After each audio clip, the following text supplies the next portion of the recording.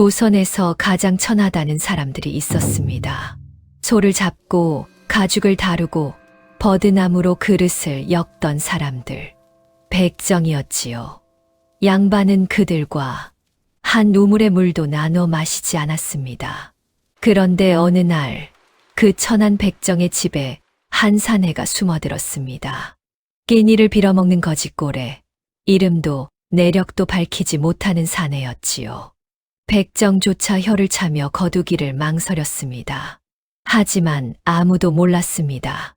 그 초라한 사내가 한때 임금이 탐내고 두려워하던 나라의 인재였다는 것을, 그리고 그를 거둔 백정의 딸이 훗날 이 나라에서 가장 높은 부인의 자리에 오르게 된다는 것을. 이것은 가장 높은 곳에서 가장 낮은 곳으로 떨어졌다가 다시 일어선 한 사내의 이야기입니다. 그리고 그 곁을 끝까지 지킨 한 여인의 이야기이기도 하지요. 그 사내의 이름은 이장곤입니다. 이장곤은 본래 잘난 사람이었습니다. 글을 읽으면 막힘이 없었고 활을 잡으면 백발백중이었지요. 문과의 급제에 벼슬길에 올랐고 무예까지 갖춰 임금의 곁을 지키는 자리에까지 닿았습니다. 사람들은 그를 두고 말했습니다. 문무를 모두 갖춘 인재는 흔치 않다고. 그러나 그가 벼슬 하던 시절 조선의 임금은 연산군이었습니다. 연산군. 어머니 패비 윤 씨의 죽음을 알게 된 뒤 조정을 피로 물들인 임금이었지요. 갑자년에 일어난 그 큰 옥사에서 수많은 신하들이 까닭도 제대로 모른 채 끌려가 죽었습니다. 그 칼바람 속에 이장곤의 이름도 끼어 있었습니다. 그는 멀고 먼 거제도로 귀양을 갔습니다. 바다 건너 한 번 들어가면 쉬이 나오지 못하는 섬이었지요. 처음엔 그저 귀양으로 끝나는 줄 알았습니다. 그런데 연산군의 마음이 변했습니다. 임금은 문득 두려워졌습니다.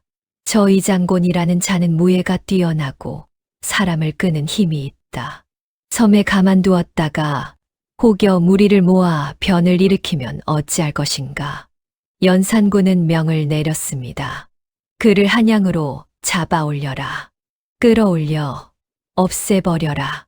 거제 바닷가에서 그 소식을 전해 들은 이장곤은 등줄기가 서늘해졌습니다. 한양으로 끌려가는 길은 곧 죽으러 가는 길이었습니다. 그는 깨달았습니다. 가만히 있으면 죽는다. 살려면 도망쳐야 한다. 그날 밤 이장곤은 섬을 빠져나갔습니다. 나라의 인재였던 사내가 이름을 숨긴 도망자가 되는 순간이었습니다. 도망자의 삶은 비참했습니다. 이장곤은 신분을 숨기고 북쪽으로 달아났습니다. 양반의 옷을 벗고 글 읽던 손으로 빌어먹으며 걸었지요. 관아의 추적을 피해 산을 넘고 물을 건넜습니다. 누군가 그의 얼굴을 알아보면 그 자리에서 끝장이었습니다. 얼마나 걸었을까요? 굶주리고 지친 그가 다다른 곳은 함흥 땅의 한 마을이었습니다. 더는 한 발도 뗄 수 없을 만큼 굶주려 그는 가장 가까운 집 문을 두드렸습니다. 그 집이 하필 백정의 집이었습니다. 고리 백정. 버드나무를 엮어 그릇을 만들어 파는 천민 중에서도 천대받던 사람들이었지요. 양반이었다면 평생 곁을 스치지도 않았을 그런 집. 그러나 굶어 죽기 직전의 도망자에게 신분을 따질 처지는 없었습니다. 백정은 거짓골의 사내를 위아래로 훑어보았습니다. 말투가 어딘가 점잖고 손이 곱고 행색은 거지인데 눈빛이 예사롭지 않았지요. 수상쩍었지만 그렇다고 죽어가는 사람을 내칠 수도 없었습니다. 백정은 사내에게 헛간 한쪽을 내주었습니다. 그렇게 이장곤은 백정의 집에 얹혀 살게 되었습니다. 한때 임금을 모시던 사내가 이제 백정의 처마 밑에서 눈칫밥을 먹는 신세가 된 것입니다. 그 집에는 딸이 하나 있었습니다. 백정의 딸. 태어날 때부터 천민이었던 여인이지요. 그 시절 조선에서 백정의 딸로 산다는 것은 사람 취급을 받지 못한다는 뜻이었습니다. 길에서 양반을 만나면 길을 비켜 엎드려야 했고 누구도 그녀를 사람의 이름으로 부르지 않았습니다. 사람들은 그 딸을 월이라 불렀다고 합니다. 월이에게는 남들이 보지 못하는 것을 보는 눈이 있었습니다. 다른 식구들이 그 도망자 사내를 그저 빌어먹는 거지로 볼 때 그녀만은 달랐습니다. 사내가 무심코 흘리는 말투에서, 책을 보면 빛나는 눈빛에서 그녀는 알아챘습니다. 이 사람은 보통 사람이 아니다. 우리 같은 사람이 아니다. 처음에 집안은 이 혼인을 탐탁지 않아 했습니다. 정체도 모르는 거지를 사위로 들이다니. 백정의 눈에도 그저 빌어먹는 입 하나가 늘어나는 일이었지요. 게다가 사내는 일도 변변히 못했습니다. 소를 잡을 줄도 그릇을 엮을 줄도 몰랐으니까요. 월이는 손이 야무진 처녀였습니다. 사내가 백정의 일을 통해내지 못해도 그녀가 곁에서 메워주었지요. 장인이 오늘 엮어야 할 고리짝은 다 됐느냐 다그치면 사내는 그저 우물쭈물할 뿐이었습니다. 글 읽고 활 쏘던 손으로 버드나무를 엮는 일이 어디 쉬웠겠습니까? 그러면 월이가 밤을 새워 대신 그릇을 엮어두고는 사내가 한 척 둘러대 주었습니다. 그래도 장인의 구박은 날로 심해졌습니다. 저 밥만 축내는 사위를 어디다 쓸고 혀를 찼지요. 그럴 때마다 월이는 제 몫의 밥을 덜어 사내의 그릇에 옮겨 담았습니다. 아무 말 없이 그저 가만히. 사내는 그 밥을 참아 넘기지 못하고 목이 메었습니다. 이 장고는 그런 아내를 바라보며 가슴 깊은 곳이 뜨거워졌습니다. 나라의 인재로 떵떵거릴 때도 받아보지 못한 마음이었습니다. 그는 속으로 되뇌었습니다. 이 사람은 내가 누구인지도 모르면서 제 밥을 덜어 나를 먹이는구나. 내가 가장 낮은 자리에 있을 때 나를 사람으로 봐준 단 한 사람이구나. 그렇게 도망자의 세월이 흘렀습니다. 백정의 사위로, 천민의 남편으로, 한때 임금이 두려워하던 사내는 버드나무 그릇 사이에서 조용히 숨죽이며 살았습니다. 그러던 어느 날 멀리서 놀라운 소식이 들려왔습니다. 연산군이 쫓겨났다는 것이었습니다. 신하들이 들고 일어나 폭군을 끌어내리고 새 임금을 세웠습니다. 중종반정이었지요. 피로 물들였던 그 시절이 끝나고 세상이 통째로 뒤바뀐 것입니다. 연산군에게 쫓겨 달아났던 사람들에게는 죄가 풀리고 다시 부름을 받는 날이 온 것입니다. 이 장고는 그 소식을 듣고 한참을 말이 없었습니다. 이제 숨지 않아도 된다. 도망자가 아니어도 된다.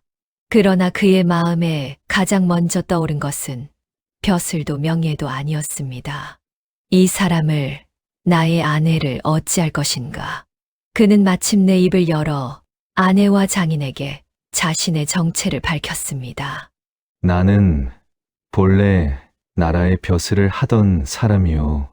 연산군에게 쫓겨 이곳에 숨어든 것이었소.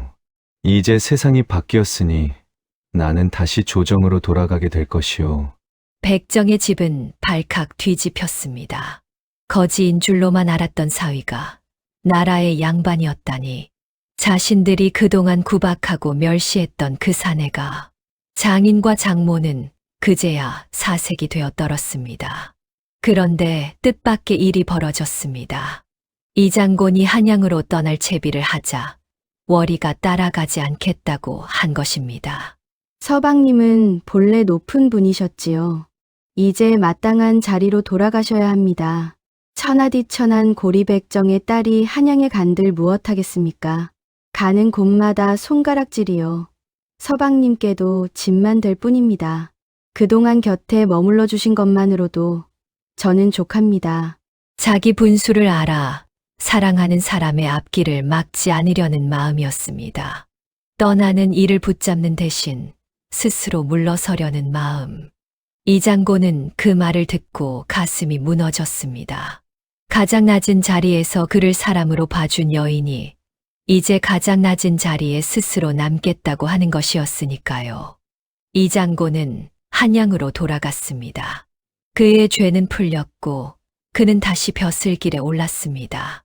한 번 죽음의 문턱까지 갔던 사람답게 그는 누구보다 성실하고 곧게 일했습니다.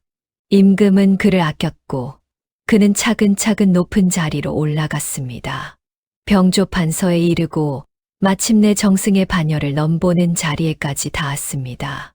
가장 낮은 백정의 헛간에서 다시 나라의 가장 높은 곳으로 돌아온 것입니다. 여기까지였다면 그저 한 사내의 성공담으로 끝났을 것입니다. 그러나 이 장곤이 사람들의 입에 오래도록 오르내리게 된 까닭은 다른 데 있었습니다. 그는 월의를 버리지 않았습니다. 높은 벼슬에 오른 양반이 천민 아내를 그대로 곁에 두는 일. 그 시절 사람들의 눈으로는 도무지 이해할 수 없는 일이었습니다. 주변에서는 수군거렸겠지요. 이제 그만 백정의 딸은 정리하고 어울리는 양반가의 규수를 맞으라고. 백정의 딸을 곁에 두면 가문의 수치가 된다고. 하지만 이 장고는 고개를 저었습니다. 그는 잊지 않았습니다. 자신이 가장 낮은 자리에서 이름조차 숨긴 도망자였을 때, 누구도 그를 사람으로 보지 않던 그때 제 밥을 덜어 먹이고 밤새워 그를 감싸주던 단 한 사람이 누구였는지를. 그러나 천민을 양반의 정실로 들이는 일은 혼자 마음 먹는다고 되는 일이 아니었습니다. 신분의 벽은 그토록 단단했지요. 이 장고는 임금 앞에 나아가 모든 것을 숨김없이 아뢰었습니다. 자신이 도망자였을 때 그 여인이 어떻게 자신을 살렸는지, 그 은혜를 어찌 저버릴 수 있겠는지를. 이 장곤의 이야기를 다 들은 임금은 마침내 명을 내렸습니다. 그 여인을 정식 부인으로 인정하라. 어려운 시절을 함께 견딘 그 마음을 나라가 귀히 여기겠노라. 임금의 한마디에 조선 전체가 들썩였습니다. 백정의 딸이 정경부인이 되다니 일찍이 없던 일이었지요. 사람 취급도 받지 못하던 여인이 이 나라에서 가장 높은 부인의 칭호를 받게 된 것입니다. 길에서 양반을 만나면 엎드려야 했던 여인이 이제는 그 양반들의 절을 받는 자리에 앉았습니다. 그것은 단지 한 여인의 신분 상승이 아니었습니다. 가장 낮은 곳에서 사람을 알아본 마음이 가장 높은 곳에서 보답받은 순간이었습니다. 이 장곤의 이야기는 그렇게 전해집니다. 가장 높은 자리에서 죽음의 문턱까지 떨어졌던 사내가 가장 천한 백정의 집에서 목숨을 건지고 다시 나라의 높은 자리로 돌아온 이야기. 그리고 그 사내가 자신을 살린 천민의 딸을 끝까지 버리지 않은 이야기. 사람들은 흔히 그를 의리의 사나이라 부릅니다. 틀린 말은 아니지요. 그러나 가만히 들여다보면 이 이야기의 진짜 주인공은 어쩌면 그 백정의 딸 월이가 아닐까 합니다. 세상 모두가 거지로 보던 사내를 그녀만은 사람으로 보았습니다. 아무런 보답을 바라지 않고 그저 곁에 있어 주었지요.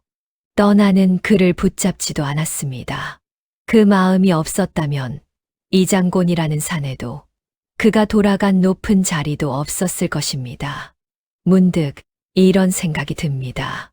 우리는 사람을 무엇으로 보고 있을까요?